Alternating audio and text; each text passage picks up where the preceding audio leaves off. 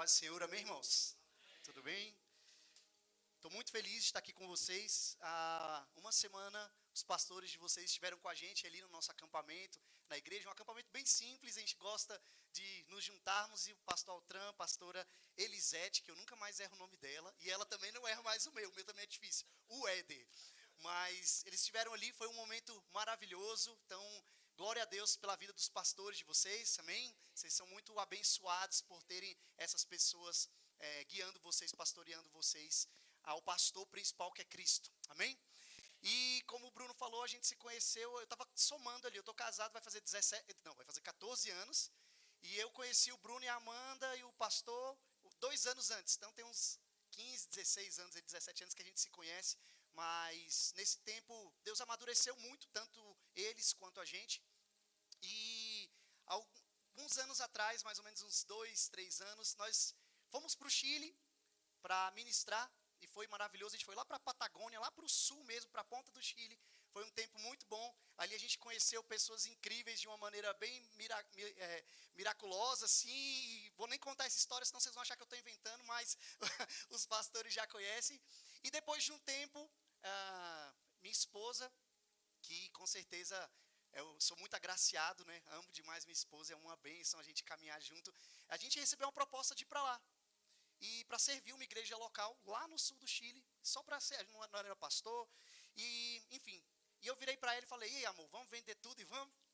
Eu, Renato e Miguel, né? Miguel estava aqui com a gente, vai fazendo 9 anos agora. E a Renata olhou para mim e falou, vamos.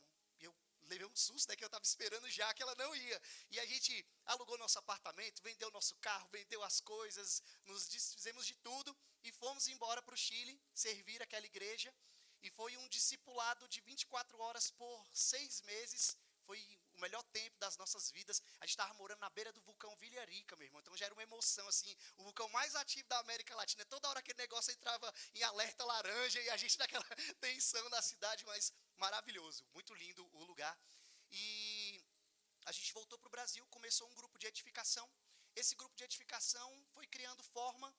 A gente debaixo de uma cobertura de uma igreja local, e nossos pastores do Chile vieram para cá, porque saíram uns 4 casamentos brasileiros com um chileno dessa história, e quando eles vieram, eles falaram, você não pode negar alimento para esse povo, isso já é uma igreja.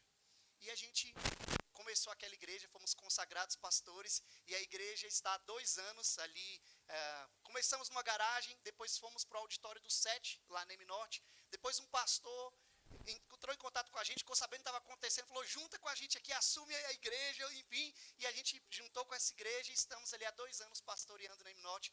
Tem sido o tempo mais incrível da nossa vida, tem sido maravilhoso, irmão, servir a Deus é bom, amém? Servir a Deus é maravilhoso, sabe? Essa história de que vai ser tudo pesado, vai ser tudo difícil, não, irmão. Quando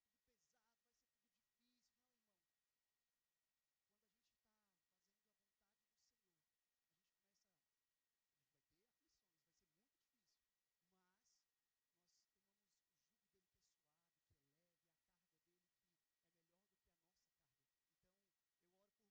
as cargas que o Senhor nos chamou para carregar, que é junto com ele e não as suas cargas. E sabe, fazer a obra de Deus é a melhor coisa que tem, irmão. Diga sim para o Senhor. Diga sim para a igreja, diga sim para o seu chamado. E eu sei que o Senhor vai, como o Bruno falou aqui, busque o reino e todas as demais coisas serão acrescentadas. Mas escuta o Senhor. O que o Senhor está falando com você nessa estação? Então, falei um pouquinho de quem eu sou, para vocês me conhecerem. E a gente está pastoreando essa igreja ali na M-Norte. Tem sido um tempo maravilhoso. E em breve vocês vão ter oportunidade de conhecer. Eu lembro quando eu era criança, meu tio era pastor. E a gente fazia tanto isso, sabe, de juntar a igreja para fazer um evento, fazer alguma coisa. Então, em breve todos nós vamos nos conhecer também e caminharmos juntos aí como igreja. Quantos concordam com isso, amém? Então, em breve vocês vão conhecer esse pessoal também. Mas vamos lá. Então, vamos para a palavra. Eu queria que a gente abrisse a palavra em Romanos 6, versículo 8. Deixa aberto, a gente vai ler esse texto. Romanos 6, versículo 8. Amém?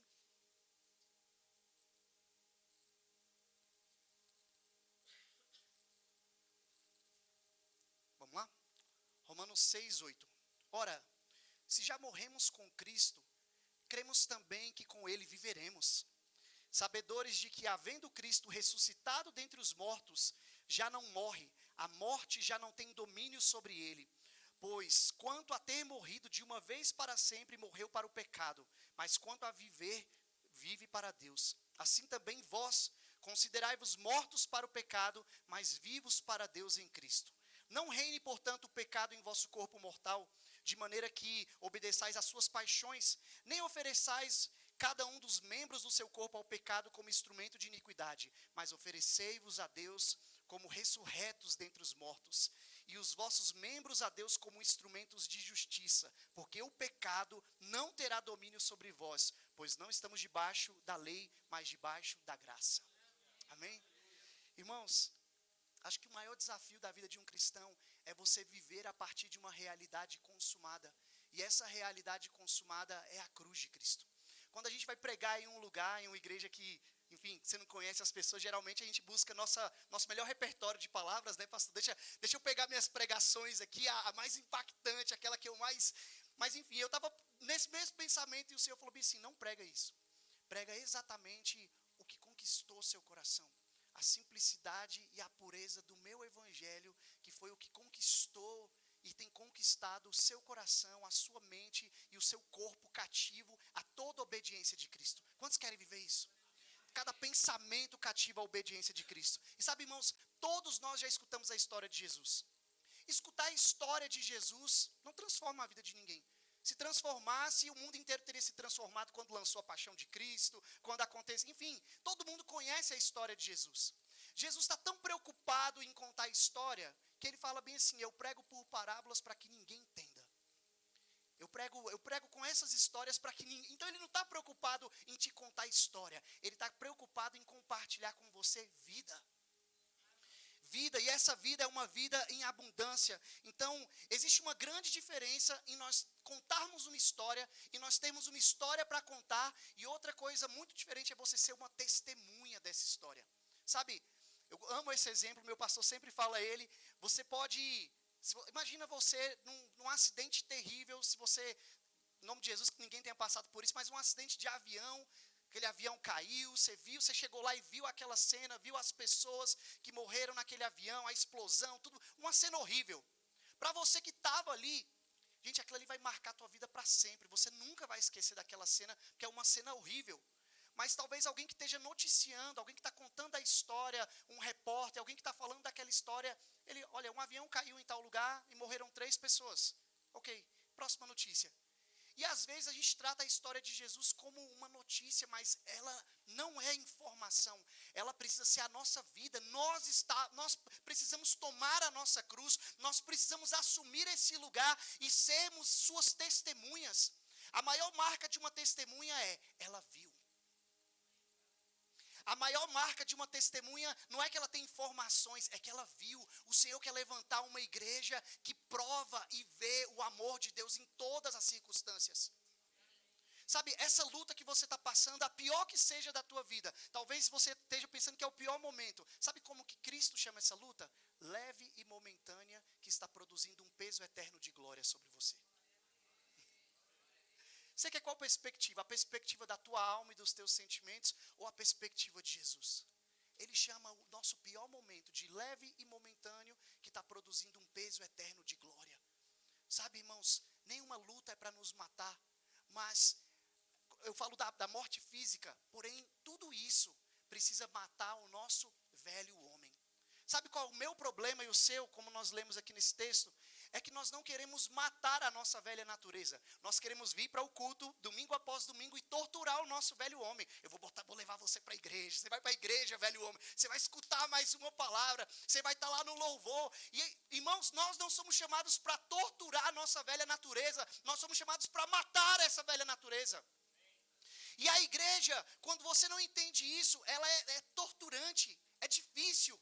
Talvez, eu falo para vocês, quando a gente foi abandonar as coisas, vender tudo, foi tão difícil, é muito difícil você largar as coisas por Jesus. E olha que a gente foi para um país tranquilo, a gente não foi para um país que tem perseguição. Eu fico imaginando uma pessoa que vai pregar lá no Afeganistão, em um lugar horrível, né? Mas o que acontece? Irmãos, servir a Deus, quando você pode estar na pior situação à vista dos homens, mas se você está cumprindo o propósito dele, é o melhor lugar que você pode estar.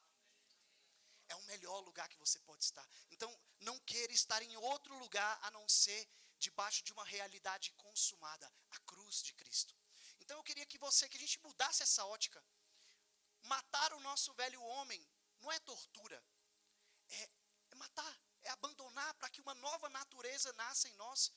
Crentes cheios do amor, cheios do poder de Deus. Em nós não há inveja, não há divisões, não há nada a não ser Cristo sendo formado em nós. A única pergunta que importa é o quanto de Cristo está sendo formado em cada um de nós, dia após dia. Como o Bruno falou aqui, nós, da nossa alma, a gente quer performance, a gente quer sucesso, a gente quer tantas coisas. Meu irmão, pensa comigo.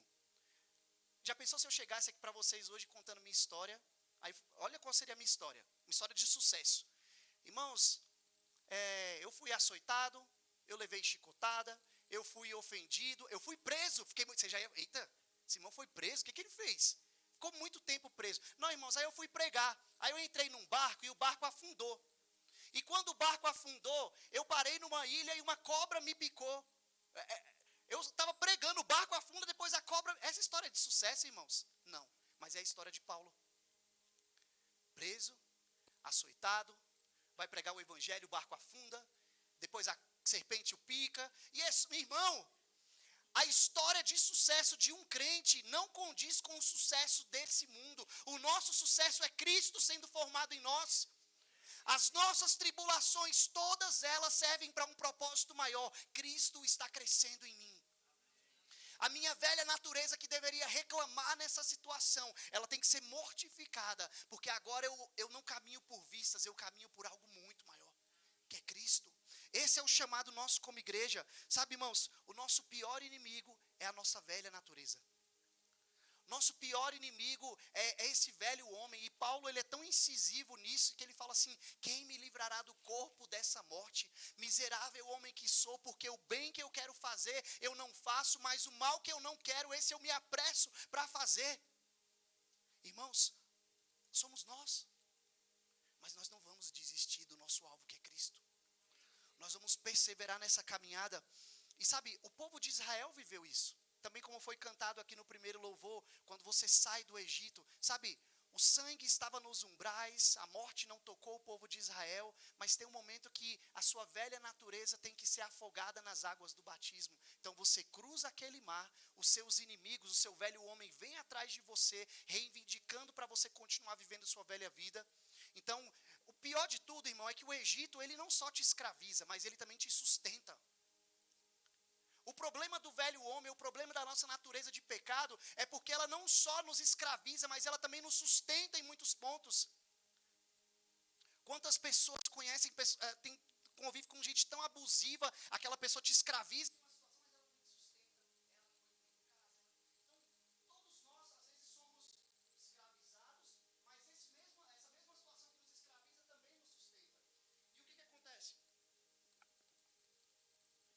acontece, meu irmão?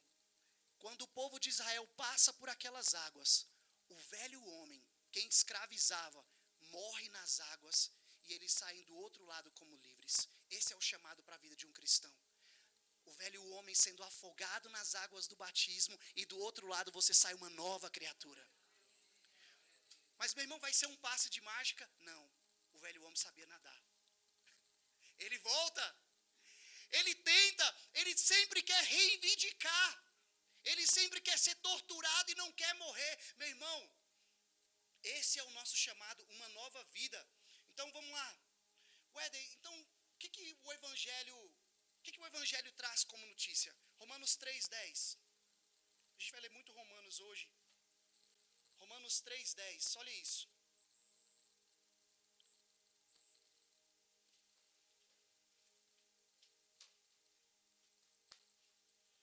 Como está escrito: não há um justo sequer, não há quem entenda, não há quem busque a Deus.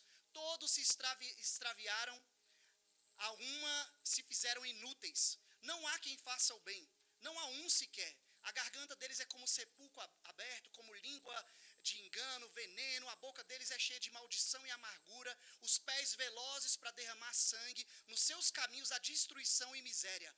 Conheceram o caminho da paz, não há temor de Deus diante dos seus olhos. Meu irmão, que notícia triste. Ninguém busca o bem. Eu falo para você, se você está aqui hoje dentro de uma igreja, só pode ser Cristo formado em você. Porque a nossa natureza caída, ela não quer essa mensagem. A nossa natureza caída não quer morrer, não quer cruz. A nossa natureza caída não gosta do evangelho. Então, se você está aqui hoje, Cristo está sendo formado em você. É o Espírito Santo quem está te convencendo do pecado, da justiça e do juízo. Não pode ser obra de homens. Sabe por quê? Porque o verdadeiro evangelho, ele é uma proposta assim. Pensa você está lá na fila, aí Jesus está aqui e você está na fila, né? Aí você viu o da frente, ele multiplicou os peixes. Aí o próximo, ele multiplicou os pães. Aí o próximo, ele tirou um peixe, a moeda da boca do peixe, deu para ele pagar os impostos. Então vai chegar a minha vez agora. Aí o próximo, ele, enfim, transforma água em vinho. Eita, agora chegou minha vez. E eu, Jesus? Nega-te a ti mesmo, toma a tua cruz e siga-me. Quem quiser virar após mim, né? Ô Senhor, eu só queria uma vantagenzinha. O evangelho é uma proposta que ofende a nossa alma, que ofende a nossa sabedoria humana. Nicodemos, que era o mestre da lei, não entendeu isso. Nicodemos, o chamado verdadeiro é nova natureza. Volta para o ventre da tua mãe e nasce de novo. E ele era mestre da lei. Ele fala, Senhor, o que você está falando? Como é que eu vou entrar na barriga da minha mãe? As coisas espirituais só se discernem espiritualmente. Irmão, se você está aqui hoje, é porque o Espírito Santo está te convencendo. É porque o Espírito Santo está te convencendo. Então vamos lá. A boa notícia do evangelho só faz sentido quando você entende a péssima notícia. O que significa evangelho? Boa nova. Uma boa notícia. Só que o problema é que a gente foca tanto na boa notícia que a gente se esquece que ela precisa ser resposta para uma péssima notícia. E a péssima notícia é essa: todos nós pecamos e estamos destituídos da glória de Deus. Não há um justo sequer. Não tem um bom aqui, meu irmão, a começar de mim. Todos nós somos maus e a nossa carnalidade só nos inclina para as coisas más. Mas, vamos para a boa notícia. Romanos 5, versículo 8. O evangelho, ele precisa ser uma boa nova em resposta a essa péssima notícia. Olha o que Deus fala aqui. Romanos 5, 8. Mas Deus prova o seu amor para conosco pelo fato de Cristo ter morrido por nós quando ainda éramos pecadores. Logo muito mais agora, meu irmão, olha a boa notícia. Logo muito mais agora, somos justificados pelo seu sangue. Seremos por ele salvos dessa ira, porque se nós, quando éramos inimigos, meu irmão, não é que você era bonzinho, nós éramos inimigos de Deus. Se quando éramos inimigos fomos reconciliados com Deus mediante a morte do seu filho, muito mais agora que já estamos reconciliados, seremos salvos pela sua vida. E não apenas isso, mas também nos gloriamos em Deus por nosso Senhor Jesus Cristo, por meio do intermédio de quem recebemos agora a reconciliação. Sabe, tem uma notícia péssima. É a mesma coisa, irmãos. Você chegou sei lá, o celular aqui do pastor, eu peguei, pastor, quebrei seu celular, mas eu vou pagar. Aí ele, ufa, quebrou. Já dá um alívio. Tem uma notícia ruim, mas tem uma notícia boa. Aí quando quebra não paga, aí fica difícil. Mas tem uma notícia boa. Agora o problema, irmãos, é que muitas das vezes nós só focamos na péssima notícia. Meu Deus, minha vida, eu não consigo viver o evangelho. Meu velho homem me perturba toda hora, eu não consigo vencer o pecado. Aí você olha para o que é a cruz e ele está falando, mas eu te amei quando você ainda era pecador. Eu te amo mesmo nessa situação. Mas, e aqui entre esse mas, sabe, a cruz ela traz vários benefícios. Ele levou sobre si nossas dores, nossos pecados, o castigo que nos traz a paz estava sobre ele, pelas suas pisaduras nós fomos sarados, e eu glorifico a Deus por tudo isso. Porém eu queria me atentar com você nesses dois pontos que nós lemos aqui. Olha isso, de Romanos 5, versículo 8. Logo, no versículo 9, nós fomos justificados pelo seu sangue, e depois no versículo 10, nós fomos reconciliados. Primeira coisa, justificação. Irmãos, essa é uma das maiores obras que a cruz nos proporciona. Ele não só te perdoou dos seus pecados, ele te fez justo. Seria mais ou menos assim: você que está aqui, você matou alguém, você é um assassino, você chegou diante do tribunal. Irmãos, se Deus somente te perdoasse, Deus seria justo. Você merece condenação. Você matou alguém. Se Deus virasse, você matou, pode ir, está perdoado. Deus seria justo, irmão, se ele fizesse isso? Não, você matou alguém, você tem que pagar o preço. Você tem que, o salário do pecado é a morte. Mas, Deus vira e fala para você, olha, o teu salário é a morte e você merece condenação. E se eu somente te perdoar, eu sou um Deus injusto, porque alguém tem que pagar esse preço. Então, eu te justifico e o meu filho vai pagar o preço no seu lugar. Irmãos, isso é muito amor. Se sangue não fosse derramado, Deus seria injusto. Então, ele nos justifica e Cristo agora é justiça de Deus para nós. O sangue de Jesus naquela cruz é justificação, é muito mais do que perdão, nós somos justificados por Ele. Reconciliação, irmãos, não é que a gente era bonzinho, quem já ouviu assim, fulano é tão bonzinho, só falta Cristo. Todo mundo já ouviu isso, aquela pessoa é tão, só falta se converter, então falta tudo. Então falta tudo para essa pessoa. Você que está namorando aqui, uma pessoa que não é cristã, se ela não tem Cristo, não tem nada, irmão. E o que acontece? Reconciliação. Você era inimigo de Deus, totalmente alheio à vontade de Deus. E ele vira e fala, eu te reconcilio comigo. Efésios 2, versículo 1. Vamos ler sobre isso. Efésios 2, versículo 1. Ele nos deu vida, estando vós mortos nos seus delitos e pecados, nos quais andaste outra hora, segundo o curso desse mundo, segundo o príncipe da potestade do ar, do espírito que agora atua nos filhos da desobediência, entre os quais também todos nós andávamos outra hora. Meu irmão, tem alguém bom? Todos nós estávamos nessa condição. Nós andávamos segundo a inclinação da nossa carne, fazendo os pensamentos da carne, éramos por natureza filhos da ira, como também os demais, mas Deus, sendo rico em misericórdia, por causa do seu grande amor com que nos amou, e estando nós mortos nos nossos pecados, Ele nos deu juntamente com Cristo, e pela graça sois salvos, e juntamente com Ele nos ressuscitou, e nos fez assentar em lugares celestiais em Cristo Jesus, para mostrar nos séculos vindouros a suprema riqueza da sua graça em bondade em Cristo Jesus. Portanto, pela graça sois salvos mediante a fé.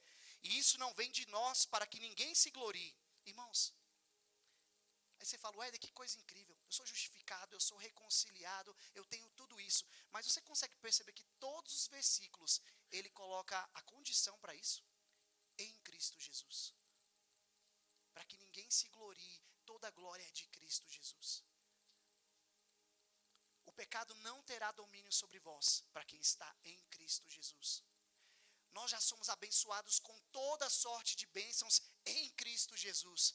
Agora, pois, nenhuma condenação há para os que estão em Cristo Jesus, que não andam mais segundo o curso desse mundo, mas segundo a sua nova vida. Meu irmão, a gente precisa desfrutar disso.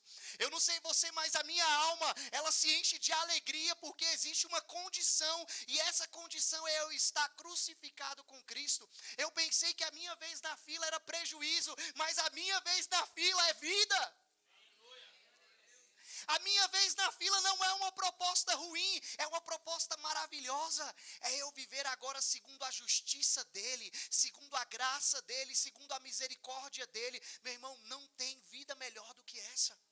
Você cumprir o teu propósito, você está desapegado de tudo e falando, Senhor, essa pior luta está cooperando para o meu bem, porque eu estou em Cristo. A gente precisa mudar nossa mentalidade, irmãos, e trazer todo o pensamento cativo à obediência de Cristo. Eu sou a videira verdadeira, meu pai é o agricultor. Quem está em mim está recebendo vida. O ramo que está nele, irmãos, e nós fazíamos parte dessa árvore? Não, nós fomos enxertados por graça e misericórdia. Então a única coisa que você pode fazer é desfrutar dessa vida que está vindo da videira, que é Cristo. Só desfruta, irmãos. A gente precisa entender essa realidade consumada. A cruz, ela nos proporciona isso. Então, Romanos 6, versículo 1. Vamos lá. Romanos 6, versículo 1. Ué, que graça maravilhosa, que perdão, reconciliação, misericórdia. Então, eu vou pecar para que a graça de Deus superabunde na minha vida. Porque se onde abundou o pecado, superabundou. Não. Olha o que a palavra fala. Que diremos, pois? Permaneceremos pecando para que a graça seja mais abundante? De maneira nenhuma. Como viveremos ainda no pecado, nos que para nós morremos? Ou porventura ignorais que todos nós fomos batizados, nova vida, em Cristo Jesus para a sua morte? Fomos, pois, sepultados com ele pela morte no batismo, para que com Cristo fôssemos ressuscitados pela glória do Pai. Assim também andemos em novidade de vida. Irmãos, a vida do crente é algo novo todo dia. A vida de quem está caminhando em obediência deveria ser essa novidade contínua. A nossa situação sem Cristo é a pior possível. Por exemplo, todos vocês aqui, todo mundo já assistiu Titanic. E quando chega aquela hora do barco afundando, você vê as pessoas ali morrendo, congelando, tal. E você, enfim, é terrível aquela cena. Mas sabe, irmãos, aquilo é cinema, aquilo foi muito pior. A história fala que aquela era a noite mais escura do ano e não tinha lua. Quando aquele barco rachou e aquelas luzes apagaram, ninguém sabia não tinha nada, não tinha vela, não tinha luz, era só escuridão e frio. Só isso. Se você fosse assistir a história real na televisão, quando racha, a tela ia ficar preta, você ia escutar gritos, 30 minutos e acabou. Não ia ter nada, não tinha como ver. Não tinha como você chamar o barco para te ajudar, não tinha como você procurar nada, não tinha salvação, só tinha frio e escuridão. E essa é a nossa vida sem Cristo. Frio, escuro, sem esperança, morte, mas com Cristo, vida e vida em abundância, irmãos. Sabe, irmãos, essa verdade, ela precisa tomar o nosso coração com esse desejo: Senhor, eu quero viver vida e não trevas. Eu quero viver uma nova vida em Cristo Jesus. Nós somos salvos pela graça e isso não vem de nós, é dom de Deus. Irmãos, e agora, Weder, então eu fui salvo pela graça. Amém. Então vou ficar aqui desfrutando dessa graça, desse perdão, dessa reconciliação, de tudo que Deus tem. E glória a Deus. Amém. Não, irmão. Quem conhece uns crentes assim? Que entenderam a misericórdia e a bondade de Deus, agora está todo mundo, não preciso mais fazer nada. Eita Deus, a obra da cruz é plena, perfeita, e agora eu só vou descansar e repousar dessa. Meu irmão, isso não é o fim, é o começo da vida de todo crente. E por que eu estou falando isso? Porque a palavra, Paulo, ele tinha essa preocupação com a igreja. Quando ele chega em Gálatas, Paulo pregava isso para a igreja. E nós sabemos, né, pastor, a gente tem tanto medo quando a gente chama alguém de fora para pregar na igreja. Com certeza o pastor também tem esse receio. Porque o que essa pessoa vai falar? O que essa pessoa vai pregar? E eu tenho certeza que todos vocês aqui já foram num culto meio desconfortável, né? Eu lembro que uma vez eu fui no culto, tinha um cara vestido de mago, assim, ele tinha uma tendinha. A gente que tem ministério ministrou muito, a gente já viu cada bizarrice, né? Tem muita coisa bizarra por aí. Você vê muita coisa super estranha dentro das igrejas. E Paulo, ele fala bem assim: Gálatas, quem vos encantou com um evangelho diferente do evangelho da cruz? Sabe por quê? Porque essas outras coisas nos encantam. Que legal, então eu vou ter grandes coisas.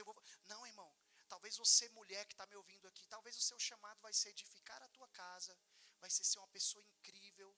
Talvez o que Deus chamou para você não foi lotar estádios, às vezes Deus chamou para você cuidar da sua casa, estar na igreja, ser fiel na casa do Senhor, fazer pequenas coisas com um grande amor. Essa teologia pink cérebro, vamos dominar o mundo, ela é tão perigosa, irmãos, porque a gente coloca na cabeça de todo mundo dentro da igreja que Deus te chamou para coisas mirabolantes e coisas. Não, irmão. Deus também nos chamou para coisas simples. Eu pensei por muito tempo que Deus tinha me chamado para talvez coisas, mas hoje eu entendo que Deus me chamou para edificar a sua igreja e ser um pastor local. Deus me chamou para isso. Talvez eu não vou para outras nações, já fui. E se eu for, eu vou também. Se Deus mandar, eu vou. Mas, irmãos, não é sobre você. A minha palavra não voltará para mim vazia. Todo mundo já ouviu assim, né? O louvor é para Deus e a palavra é para vocês. Mas ele fala bem assim, a minha palavra não voltará para mim vazia. Ela sai da minha boca, cumpre o propósito para qual eu a designei e volta para mim. Porque dele, por ele e para ele são todas as coisas. Sabe para que ele te reconciliou? Para a glória dele. Sabe para que ele te justificou? Para a glória dele. Sabe para que ele te perdoou e te resgatou do império das trevas? Para a glória dele. Não tem nada a ver com a gente, irmãos. Nós só somos o alvo dessa misericórdia. Então eu preciso agora entregar tudo em resposta a um tão grande amor. Não tem outra opção, só me resta dar a minha vida. Jesus, o Senhor faz o que o Senhor quiser da minha vida. Eu só sou barro nas mãos do oleiro. Me amassa, me quebra e me refaz. Mas cumpra em mim o teu querer, Senhor. Cumpra em mim o teu querer. A vida do cristão precisa ser essa. Eu só quero glorificar o teu nome, Senhor. Em coisas grandes, amém. Em pequenas coisas, amém. Irmãos, esse é o nosso chamado. E vamos lá. Agora entra essa caminhada depois da cruz. E essa caminhada é maturidade. Crescer nessa nova vida. Filipenses 2:12 fala sobre isso. Filipenses 2:12 fala bem assim.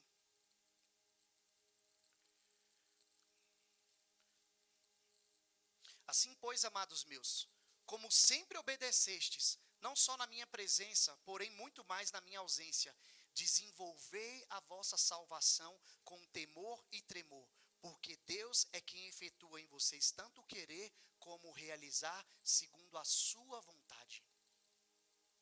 Desenvolva a sua salvação. Éder, o que é desenvolver a minha salvação? Eu fui salvo por graça, isso não vem de nós, é dom de Deus, para que homem nenhum se glorie. Mas agora, responsabilidade e soberania de Deus não são inimigas, irmãos. Deus é soberano e faz tudo como Ele quer, mas tem uma responsabilidade que é minha e sua. São dois conceitos que andam totalmente juntos. Responsabilidade humana e soberania divina. Não são inimigos. E onde que a gente pode ver isso na palavra? Noé. Deus salva Noé. Ele fala, olha, eu vou mandar um dilúvio. Vai acontecer isso, isso e isso. Agora você vai gastar a sua vida pela salvação da tua família. 120 anos construindo uma arca. Sendo chacota para uma sociedade porque nunca tinha chovido. Irmãos, Deus salvou.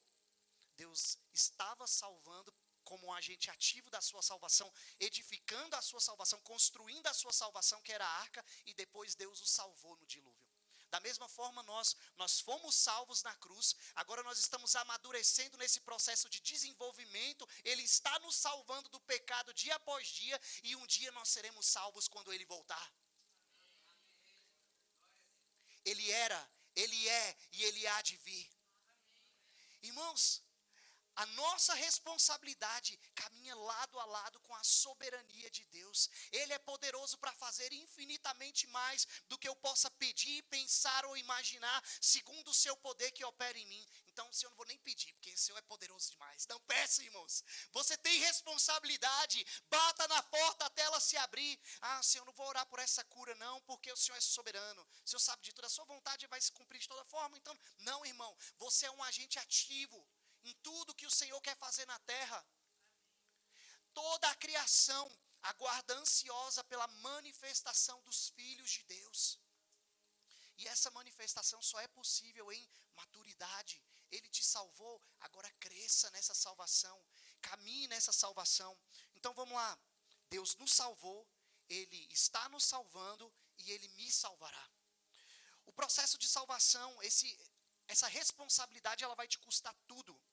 Vai ser o nega-te a ti mesmo, o tome a sua cruz, o siga a Jesus dia após dia. Não é obedecer a Deus do seu jeito, é obedecer do jeito dele. A vontade de Deus é sempre boa, perfeita e agradável. Para você, meu irmão? É para você? É para Ele. A vontade é boa, perfeita e agradável para Ele. Não é sobre nós. É para a glória dEle. Tudo é por Ele. Irmãos, a pior coisa que existe é quando nós nos colocamos como o centro do Evangelho. O centro do Evangelho é um só, o Filho de Deus, Cristo. Todas as Escrituras apontam para Cristo. Outra hora Deus falava por profetas, mas hoje Ele fala através do Filho. Toda a linguagem de Deus hoje para a igreja é Cristo. Ele usa sim os profetas. Já disse, pastor, não acredito em profecia. Não acredito sim, meu irmão. Eu acredito, mas tudo agora é Cristo. Quem é o centro da profecia? Cristo. Quem é o centro da nossa adoração? Quem é o cabeça da igreja? Cristo. Comece a tomar suas decisões consultando o cabeça. Sabe por quê? Porque o corpo é só uma expressão do que a cabeça pensa. Então minha mão, ela está fazendo isso aqui agora porque minha cabeça está dando uma ordem para ela. Da mesma forma, nós se movam de acordo com o que Cristo está falando, não pela sua própria vontade. A pior coisa para um cristão é tomar suas decisões, dar os seus passos de acordo com a sua própria vontade. E quando a gente não entende isso, meu irmão, a gente vai viver igual Jonas. Jonas, ele se rebate um pouco ali para cumprir o seu propósito, ele não aceita, enfim, acontece tudo que vocês sabem que aconteceu, vai parar na barriga do peixe, enfim. E ele vai lá e depois cumpre o seu propósito. E Deus falou para Jonas bem assim, eu vou matar esse povo. Vou matar esse povo inteiro.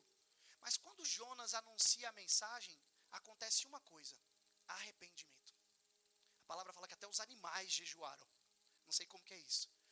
Mas Deus vai lá e não mata aquele povo. E sabe o que Jonas faz? Ele ficou ofendido. Ué, mas você falou que ia matar, agora eu também estou chateado com o Senhor. O Senhor falou uma coisa. Irmãos, Deus, nesse processo de amadurecimento, Ele vai te dar tanto entendimento que você vai aprender a ouvir mais do que informações. Você vai aprender a ouvir o coração de Deus. Moisés, ele não ouvia a informação, ele ouvia o coração. No entanto, quando Deus vira e fala a mesma coisa para Moisés, Moisés entra, você vai entrar na terra prometida, eu vou matar esse povo inteiro. E Moisés, em muita ousadia e muito temor e tremor, ele fala bem assim, não, eu conheço o Senhor não vai matar esse povo. O Senhor é um Deus de amor. A boca de Deus estava falando uma coisa, mas Moisés conhecia o coração de Deus. Ó profundidade das riquezas, quem pode sondar o coração de Deus? Quem pode sondar a mente de Cristo? Aí logo no próximo texto ele fala, Ele nos deu a mente de Cristo. Irmãos, a gente precisa ouvir esses pensamentos, que são muito mais altos do que os nossos. Ser guiados pelo Espírito. Então, se a gente for concluir, trazer uma conclusão sobre essa mensagem, o teu chamado ele pode ser grande, mas esteja pronto para o não de Deus em muitas coisas. Sabe, irmãos, há 2 anos e meio atrás, quando eu fui para o Chile, eu não fui para voltar não, irmão, nem para abrir igreja. Eu fui para ficar. A gente fez igual a canção e é um texto bíblico. A gente queimou as carroças, largou tudo e foi embora. Falei, nunca mais boto o pé no Brasil. vou morar lá nas montanhas. E a gente foi para ali, meu irmão, mas Deus não tinha esse plano. Deus não tinha esse plano. Sabe, quando Deus frustra os nossos sonhos, Ele testa o nosso coração. Porque eu não queria voltar. Eu não queria voltar. Só que Ele tinha planos muito maiores do que os meus. Muito maior. E sabe qual é o caminho de quem está, igual eu e você, dentro da igreja, mas achando que o centro somos nós? Quando Deus diz não, nós nos frustramos. E isso é um caminho tão perigoso porque a frustração e a ofensa caminham juntas. E a palavra fala que nos últimos dias, algumas pessoas vão chegar diante de Deus e falar, Senhor, no teu nome nós curamos. Quem já orou por alguém aqui e a pessoa foi curada? Amém. Senhor, no teu nome nós ressuscitamos mortos. Quem já ressuscitou um morto aqui, irmão? Eu não. Então aquele pessoal estava melhor que a gente. Eles estavam ressuscitando morto. Eles estavam curando enfermo. Senhor, no teu nome eu fiz tantas coisas. E a resposta do Senhor é, afasta-te de mim, porque você não me conheceu. Mas eles fizeram coisas incríveis para Deus. E Deus fala, vocês só não fizeram o principal, que era me conhecer. Aí o que eles fazem? Ficam ofendidos. Senhor, como assim? Eu fiz tanto. E eles ficam chateados com Deus, irmãos. Aquelas pessoas pensavam que o centro do cristianismo era o seu ministério, o seu chamado pessoal. Como foi falado aqui hoje, o nosso chamado é coletivo. O nosso chamado é corpo. O nosso chamado é unidade. O nosso chamado é edificação. Sabe, seria a mesma coisa. Deus não se impressiona, foi falado isso aqui desde o começo do culto, Deus não se impressiona com nada mais. A única coisa que impressiona a Deus, meu irmão, é ver o Filho dele, Cristo, formado em você. Às vezes você olha e fala bem assim, eu sou o Filho amado em quem Deus tem todo o prazer. Não, Ele não falou isso para você, Ele falou isso para Cristo. Quando Jesus sai das águas, Ele fala, esse é o meu Filho amado em quem eu tenho todo o prazer. Sabe quando que Deus tem prazer na sua vida e na minha vida? Quando Ele vê o Filho amado dele formado em você. Esse é o nosso chamado, irmãos. Como eu sou amado por Deus. Não, meu irmão, ser amado por Deus tem uma condição, Cristo. Agora, pois, nenhuma condena para os que estão em Cristo Jesus. A gente leu todo o texto condiciona tudo a Cristo. Então, irmão, não tem nada a ver com a gente. Sabe o que nós somos nessa obra? Colaboradores. Nós só somos mordomos, ouvindo o que o cabeça está pensando e servindo uns aos outros para edificação. Já pensou você chegar lá na igreja um dia que você for lá, se eu chegasse aqui, ou então cheguei aqui, pastor, e aí, como é que está a igreja? Ele, olha que bonito esse aqui, a gente fez essa arte, fez isso aqui. Não, a gente faz isso. Mas o que Cristo olha é o quanto de Cristo está formado em nós. Nós temos a tendência a focar nas ferramentas e não no resultado final. Já pensou, você vai lá na minha casa conhecer meu apartamento, olha que martelo bonito que eu fiz aqui a parede, olha que inchada. Não, as ferramentas só servem para uma coisa, a edificação da casa. Desfruta da casa, meu irmão. As ferramentas, glória a Deus por elas, mas a gente não mostra as ferramentas, a gente mostra a obra pronta. E qual é a obra que o mundo quer ver em nós? Cristo. Cristo formado em nós. As pessoas não querem vir na tua igreja porque a música é legal. Os meninos cantam incrivelmente bem. As pessoas não querem vir na nossa igreja porque na minha também tem café. Vai lá tomar um café na minha igreja. Não. As pessoas não querem isso, meu irmão. As pessoas querem vir nessa igreja porque ela está olhando para você e falou bem assim, cara, você não é o mesmo de 2 anos atrás. Você não é a mesma pessoa, você está diferente. Ela não vai saber o que é, mas nós sabemos o Cristo que está crescendo em nós. Glória a Deus, porque hoje, 17 anos depois, a gente se encontra, nós não somos as mesmas pessoas. Nossos focos mudaram, tudo mudou, é totalmente diferente. Já pensou se eu encontrasse o Bruno e ele fosse o Bruno de 17 anos atrás? Não, irmão, tem que mudar, tem que ter mudança, tem que ter metanoia. Não vos conformeis com esse mundo, mas transformai-vos pela renovação das vossas mentes. O chamado não é só você receber uma nova natureza. O chamado é você receber uma nova natureza e se despir do seu velho homem. Quanto mais de Cristo é formado em mim, menos de mim fica nessa caminhada. Quanto mais eu ando para a cruz, mais pedaços do Éden tem que cair e desaparecer. E mais de Cristo tem que ser formado em nós. Meu irmão, você tem que me encontrar ano que vem. Eu tenho que estar sendo muito mais parecido com Jesus do que agora. A única coisa que importa é isso. Já pensou se o foco fosse chamado? Então, por exemplo, Deus chamou o pessoal ali que estava servindo para edificar a igreja. Eles estão servindo por amor, para edificar vidas. É muito mais do que entregar um copo d'água. E até para isso a palavra fala, quem dá um copo d'água a um profeta, ganha o galardão do profeta. Mas é muito mais do que isso. Quem está servindo um copo d'água está amando o próximo, edificando a igreja. Quem arruma essa cadeira, quem faz tudo, irmãos. Mas a nossa alma, ela tem sempre a tendência, Deus me chamou para isso. Meu chamado é... Não, meu irmão. O nosso chamado é um só, conhecer ao Senhor e agora morrermos para nós mesmos e expressarmos o Filho dele. Se vocês morreram com Cristo na cruz, vocês também ressuscitarão com ele no grande dia. Feche seus olhos e aí onde você está aí, comece a dizer, Senhor, eu não quero torturar o meu velho homem. Eu não quero participar de mais um culto onde eu saio cheio de informações sobre uma nova vida. Eu quero viver uma nova vida. Irmãos, Irmãos, às vezes nós fazemos essa tortura com vocês.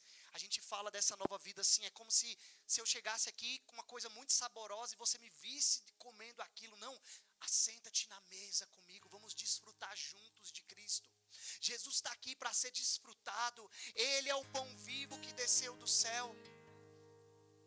Você está com sede? Ele é a rocha que sai água viva. Você está com fome de algo espiritual? Ele é o pão vivo. E esse pão não serve para amanhã, ele é para hoje. Ele é o pão de hoje, irmãos. Toda glória é para o pão vivo que desceu do céu.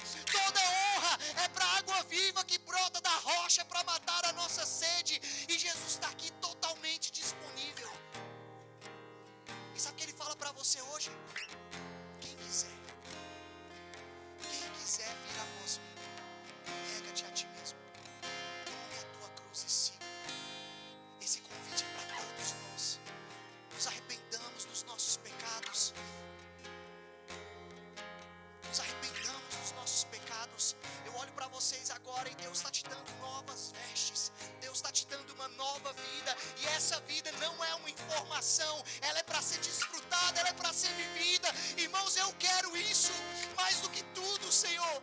Eu quero negar a mim mesmo e viver, Senhor, para Ti.